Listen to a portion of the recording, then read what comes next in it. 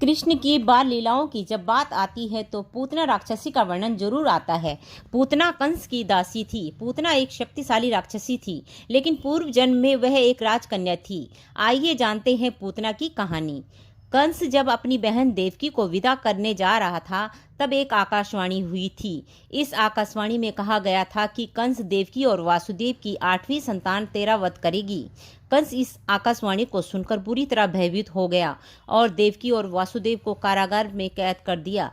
कंस ने दोनों को इस शर्त पर जीवित रखा कि जो भी संतान होगी उसे वे कंस को सौंप देंगे ताकि वो उसको मार सकें। वासुदेव और देवकी ने ऐसा ही किया। जब भगवान विष्णु ने कृष्ण के रूप में 8वां अवतार लिया तो उन्होंने वासुदेव जी से कहा कि वे उन्हें वृंदावन में नंद बाबा के यहाँ छोड़ आए और उनके यहाँ जो कन्या जन्मी है उसे लेकर कंस को सौंप दें।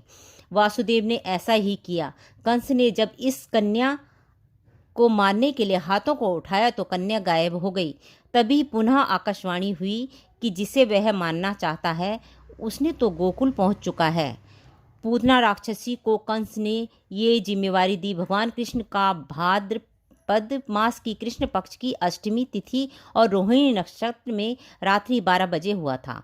कंस को मारने वाला वृंदावन पहुंच चुका है। इस बात से वह इतना भयभीत हो गया कि उसने भद्रापद मास की कृष्ण पक्ष की अष्टमी के दिन जन्म लेने वाले सभी बच्चों को मारने के लिए पूतना को वृंदावन भेजा। पूतना कौन थी? पूतना पिछले जन्म में राजा बलि की पुत्री थी, जो एक राजकन्या थी। पिछले जन्म में पूतना का नाम रत्नमाला था।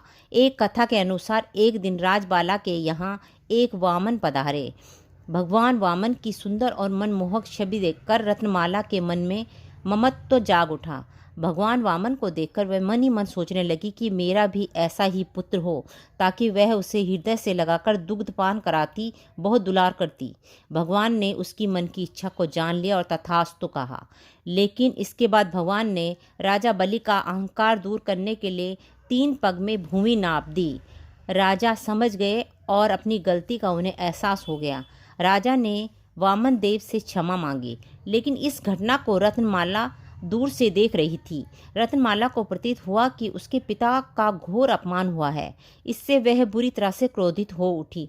उसने मन ही मन भगवान को बुरा कहना आरंभ किया। उसने कहा कि अगर ऐसा मेरा पुत्र होता तो मैं उसे विष दे देती। भगवान ने उसके इस भाव को भी जानकर तथास्तु कह दिया।